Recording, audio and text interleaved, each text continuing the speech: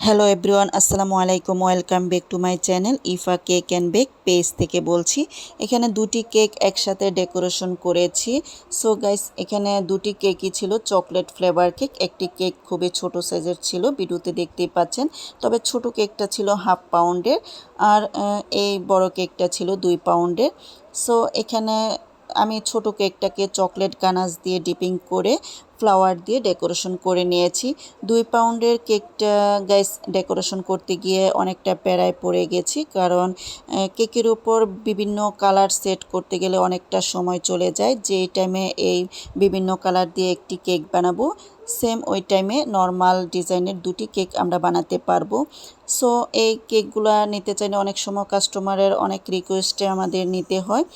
তো এই কেকের ডিজাইনগুলা একটু প্রাইসও বেশি পড়ে যায়। তো এটা অনেক কাস্টমার বুঝতে চায় না যে ওই যে ফ্লেভারের যে প্রাইস, ওই প্রাইসটাই বলে। তবে আপনি যদি একটু ডিজাইন গর্জিয়াস দেন, কালারফুল দেন, বিভিন্ন কালারের দেন, ওই কেকগুলার প্রাইসটা একটু বেশি পড়ে, ওইটা কাস্টমারকে বুঝতে হবে।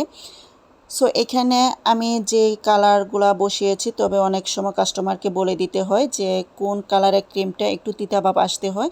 এতে করে কোনো যখন কাস্টমারে রিভিউ দিবে নেগেটিভ আসবে না, আমাদের জন্য পজিটিভ রিভিউটাই আসবে। কারণ কাস্টমার যদি জেনে শুনে এখানে কালারটা বসে নেয়, এটা আমাদের কিছু করার নাই।